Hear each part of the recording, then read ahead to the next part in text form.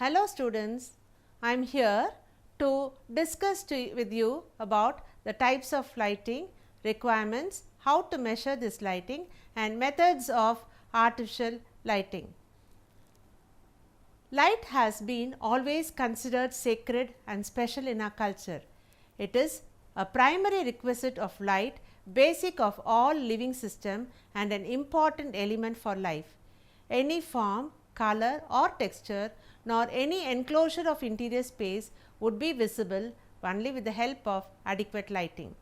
Lighting a space is an important element in determining the beauty and comfort of the home. The major objectives of this study is to understand the importance of lighting, to gain knowledge on measurement and requirements of lighting, to become aware on the types of lighting and to suggest lighting fixtures for various rooms. Importance of lighting. The purpose of lighting design is to illuminate the interior environment, allow the users to perform tasks with appropriate speed, accuracy and comfort. A well lighted room can ease tensions, help to create harmony, make reading and TV watching a greater pleasure, heighten the enjoyment of furniture, painting and rugs.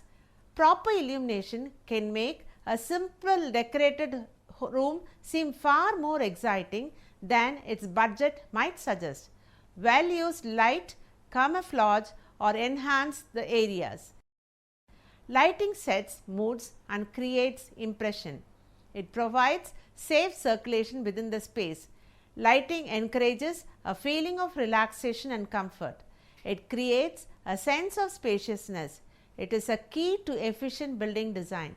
Good lighting supports favorable emotional reactions and also affects the perception of any room. Measurement of lighting. A light can be measured as foot lambert or foot candle. A foot candle or foot lambert is the amount of light thrown by one candle on a square foot of surface. It is equal to 1 unit of luminous flux measured against the luminous intensity of one candle. Lux is equal to 1 lumen per square meter. The lighting requirement recommended for various activities is given below. Kitchen activities. For sink, we require 70 foot candles. Range and work surfaces, 50 foot candles are required.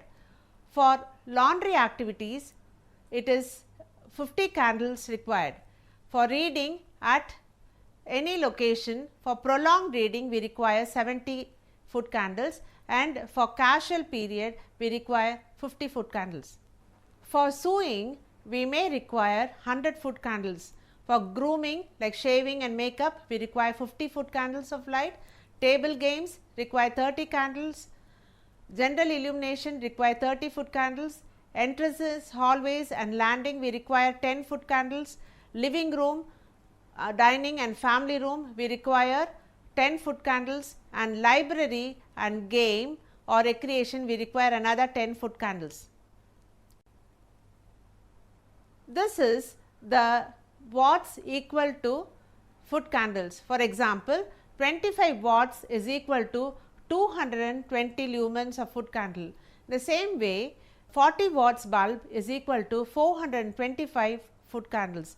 60 watts bulb is equal to 720 foot candles and 100 watts bulb is equal to 1380 foot candles. In the same way, in the case of fluorescent bulb, 20 watts is equal to 970 foot candles and 40 watts is equal to 2440 foot candles. There are two sources through which we obtain light. They are natural light and artificial light. Natural lighting is when we harness the light given out by the natural elements in the environment, such as that of sun, moon. Natural light may be provided by walls, windows, ceiling windows and roof windows. Thus, daylight is such an important factor in the appearance of a room. Sources of artificial lighting. There are 5 common sources of artificial light. They are incandescent bulb, fluorescent tube, CFL bulbs, HID and LED lights. Incandescent light. In an incandescent lamp, light is produced by heating a tungsten filament which is highly resistant with an electric current until it glows. Incandescent light contains a continuous, warm, mellow color spectrum. It produces heat and is costly. This lighting is flattering and best for warm mood lighting. These lamps are available in a wide range of wattages. As the tungsten burns off, the halogen reacts with the tungsten and creates a bright light. Fluorescent light. In a fluorescent lamp, light is produced by an arc between two electrodes inside a glass tube filled with very low pressure mercury vapor. The arc or discharge produces ultraviolet invisible radiations in wavelength that excite or activate the lamp. The phosphorus fluorescence glows convert the ultraviolet energy into visible light energy. Fluorescent light is a relatively shadowless even light, making it ideal for general lighting of environments where task lighting would be impractical or undesirable. Compact fluorescent lamps, that is CFL bulbs, were initially more expensive. They consume 1/5 of the power and has a lifetime up to 13 times longer than incandescent lamp. CF lamps also offer a choice of colors and degrees of warmth. High intensity discharge lamps are high pressure electric discharge lamps. In general, their advantages include high efficacy, long life and lamp shade similar to incandescent. HID lamps have been used primarily for industrial application and outdoor lighting. LED lights. LEDs have many advantages over incandescent light sources, including lower energy consumption, longer lifetime, improved physical robustness, smaller size and faster switching. They are more energy efficient and have fewer environmental concerns linked to their disposal. However, they are more expensive than CF lamps. From the point of view of surface, three types of lighting are felt necessary, namely general, task and accent lighting. General or ambient lighting. Light which were used generally to light up the room are now known as ambient or general lighting, like the wall lights, chandeliers, etc. It must be sufficient to ensure safety of movement and should be of high level for simple tasks. It covers undefined areas of a room with a soft level of light. The general lighting should be provided in various intensities. Ambient lighting provides a diffuse spread of illumination which comes from an indirect source of lighting. Task lighting. It is obtained with a fixture that illuminates a work surface where a visual activity takes place with direct light. Task light offer high intensity lighting without high general illumination. Task light is produced in a particular places, usually by portable floor and table lamps, but also by straight or curved lighted rods and by lights behind ground glass that is flushed with the wall. Accent lighting. Accent lighting chiefly fills an aesthetic need. A spotlight dramatizes or highlights an art object. Accent sources given local rather than general illumination. They are supplementary to the general source. The effect of accent lighting is instantly appreciated when one enters a room with much sparkling light. Downlighters, uplighters and wall washers can also become accent lights. Type of lighting fixtures. Movable lighting fixtures or non-architectural lighting. The movable lighting fixtures are table lamps, floor lamps and small specialty lamps. They are easy to buy, easy to take along when one moves. Table lamps serve a source of light. They also represent individuality and style. At the same time, it is available in different varieties. Mobility and ease of installation add on to the appeal of such lamps. Floor lamps offer great flexibility. The traditional floor lamp serves as a reading light or as a source of soft ambient light. Surface mounted fixtures or architectural lighting. Surface mounted fixtures are integral to most home lighting designs as they are installed either on walls or on the ceilings. They provide general illumination in traffic areas such as landings, entries and hallways where safety is a consideration. Recessed ceiling fixtures are used to provide illumination without the intrusion of a visible fixture, especially in rooms with low ceilings and sleek lines. In areas where there is enough space between the ceiling and the roof above, recessed fixtures are used. Canisters set into the ceiling cast pots of light downward. Mini lights and strip lights. For fun as well as for effective task lighting, mini lights and strip lights are used. In order to provide very good effect in highlighting high windows and other architectural features, this type of lighting could be used as they also add color along with splash of light. Track lighting, it offers great versatility of installation as they are available in varying lengths. Luminous panels, they are strips of lines of lights, usually fluorescent, over which glowing glass or plastic translucent panels are placed. A light placed behind a built-in or portable feature represent built-in indirect lighting.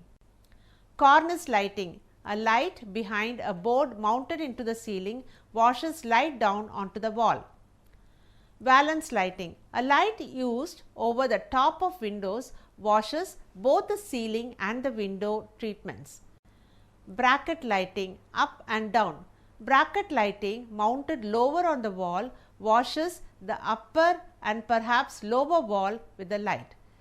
A light placed just below the ceiling has the board or deflector beneath it. Soffit lighting, used in a kitchen. A light built into the soffit shines downward from the top of the cabinet overhead. Soffit lighting can be also used in a bathroom. Soffit lighting provides even illumination for personal grooming. Fixed and adjustable lighting. This includes various luminaires that are fixed or set into the ceiling called recessed luminaires and those that are adjustable. Adjustable luminaires can be recessed or surface mounted. Now, we will see about the lighting fixtures to be provided for different activities. Though the type of lighting required is different, it is the kind of fixture or shades of the lamp that provide different types of lighting. They are direct, indirect, direct indirect, semi-direct and semi-indirect.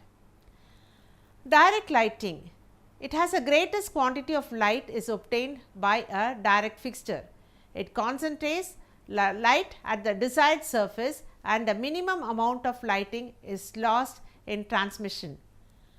Down lightings are fittings designed to direct light straight downwards. The effect is to evenly illuminate the horizontal surface below. Indirect light. Indirect lighting is produced by a light source that is hidden. The light is directed to a ceiling, to a cove or to another surface from which it is reflected back into the room. Indirect lighting creates almost no shadows when it is used next to the ceiling and it is ideal for general illumination. Indirect lighting reflected down from the ceiling tends to raise the ceiling height by creating a visual illumination. Direct indirect lighting or general diffused, a fixture that has bulbs both inside and outside the reflector, as some table and floor lamps do produce a direct indirect or general diffused light. Semi-direct lighting, in semi-direct fixtures 60 to 90% of the light is directed down to the work surface and the remaining amount is directed upward. Semi-indirect lighting, semi-indirect lighting directs 60 to 90% of the light towards the ceiling or an upper wall using the ceiling as the main reflective source. The other 40 to 10% is directed toward the workplace. Now, we will see about the factors which affect the illumination in a room. Our ability to see well is affected not only by the amount of light available for illumination, but also by the following factors, that is brightness, contrast, glare, diffusion and color. Brightness, it refers to how much light energy is reflected by a surface. The degree of brightness of an object is in turn depends on the color value and the texture of its surface. Contrast. Contrast between an object and its background is especially critical for visual tasks that require the discrimination of shape and contour. Glare. Glare is a transmission or reflection of light in such a way that the eye gets an unpleasant sensation. Lighting can produce two kinds of glare, discomfort and disability glare. Discomfort glare may be caused by an over bright source of light or too much contrast between an object and its background. Glare also results when bright light falls on a polished or glossy surface and is reflected from the surface to the eye. Diffusions. The soft light provided minimizes the contrast and shadows. Diffuse lighting is useful for general vision. However, directional lighting relieves dullness by providing visual accents. Color. The interaction of light and color is a subtle but powerful force in planning lighting for an interior. Colors containing a lot of white reflect larger amount of light and darker color absorbs light. Requirements of an ideal lighting. Steadiness of the source of light. There should be no appreciable fluctuation or flickering of light which overstrains the eye, so that the source of light remains stable.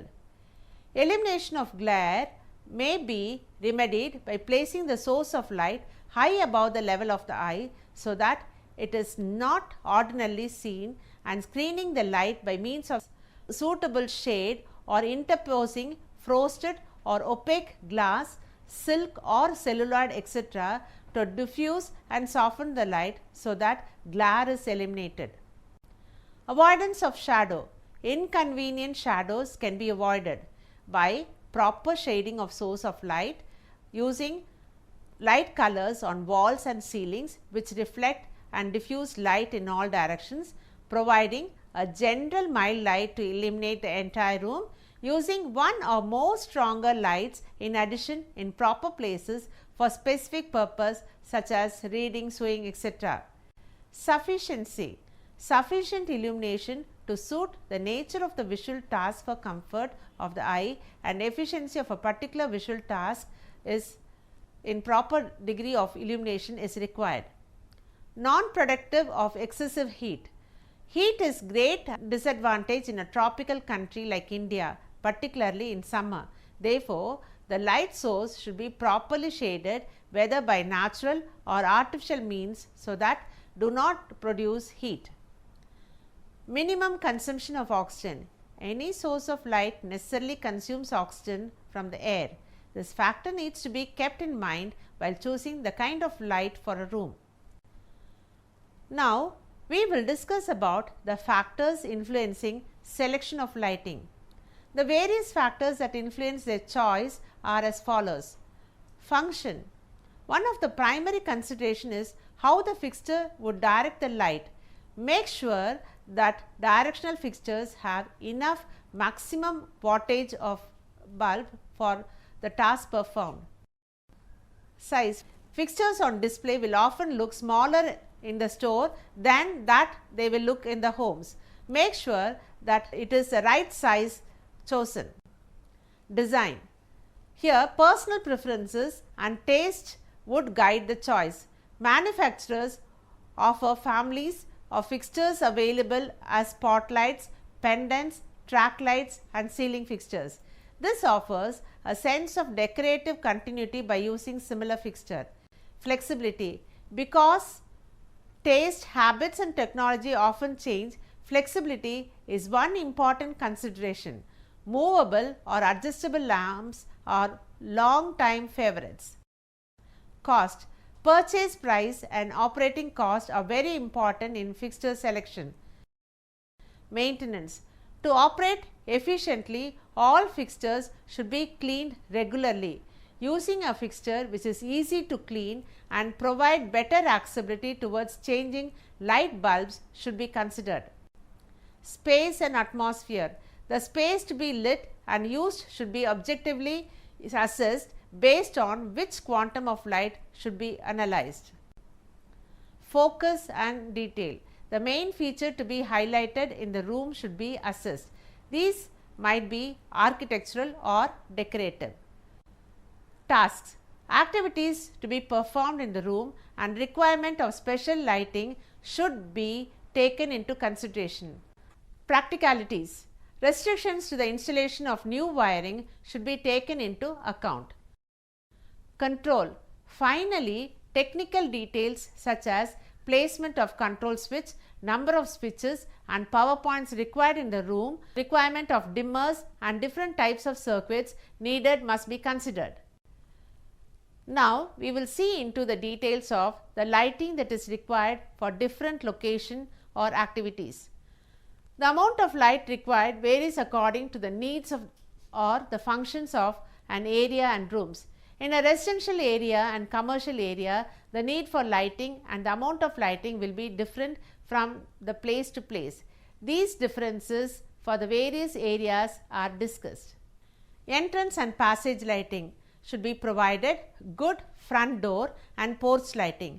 The door itself, the keyhole, the ground immediately in front of the door and the steps or steps leading up to it should be clearly visible.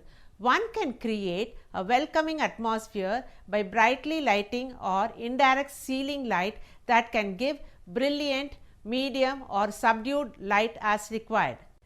Living room lighting. The main criteria of any living room is that it should be a relaxing, inviting space, flexible for all that goes on, but nevertheless with a definite style. The lighting in one's living room would not be completed without some highlights or paintings or on the crystal in one's cabinet. Apart from its stylish appeal, accent lighting also provides a certain amount of ambient light. Spotlights meet the need very well when used effectively. Dining room lighting. A ceiling lighting fixture is sometimes the most practical solution for lighting a dining room. The use of low level general illumination will create a serene atmosphere. Bright overhead lighting tends to have too harsh a character of for pleasant dining room lighting. A hidden spotlight can be placed to throw extra light on the table. Candlelight is pleasant for the dining table because of it softens the light. Bedroom lighting.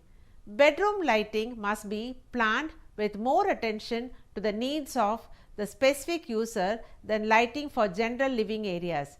Apart from sleeping, the bedroom introduces a multiplicity of lighting requirements such as for reading either in bed or in an armchair, dressing in front of a long mirror, studying or writing letters, eating, viewing television, sewing, etc.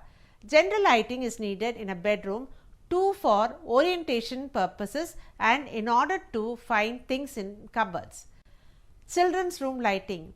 A child's bedroom should be furnished with a well lighted desk. Long harsh shadows as well as glaring unscreened lamps should be avoided. Similarly, narrow beam spotlights which are often used to provide decorative effects in the areas of the home are not recommended in the children's room. Bathroom lighting. A general ceiling lighting may be sufficient for a bathroom. Several overhead fixtures could be provided for medium size or large size baths and especially for those with sectioned areas such as bathtub, shower and toilet. The most critical lighting in the mirror area of the bath center is the basis for good grooming. The most efficient light used to make up a person's face is to use 3 fixtures, one on either side of the mirror and overhead. Kitchen lighting. General lighting for a kitchen should be well distributed, uniform and as shadowless as possible with special lighting for major work areas, pantry, wall cabinets or shelf. Mounted brackets can be installed as per the requirement. Reading room lighting. Lamps must have a proper quality and quantity of illumination for maximum concentration and pleasure of reading. It should be placed so that the light falls comfortably on the open page. Powerful uplighters, downlighters or the general lighting may be used with task lights as required. Lighting the stairways. Stairways should be well lit to prevent accidents. Switches at both ends should be provided for convenience. Utility or laundry area, it needs plenty of well diffused general lighting. For added security, illumination on all the sides of the house is essential. To conclude, lighting is an important aspect for comfortable living. Owners' taste and their knowledge in lighting reflect the type and amount of lighting provided in a home. It is relatively easy to focus sufficient light on work surfaces and to provide for some kind of general illumination, but a balanced combination of natural and artificial light throughout the home or commercial space need thoughtful planning and its execution. This is a challenge for every individual. Theoretical knowledge with practical experience will help one to succeed in the venture of lighting and interior.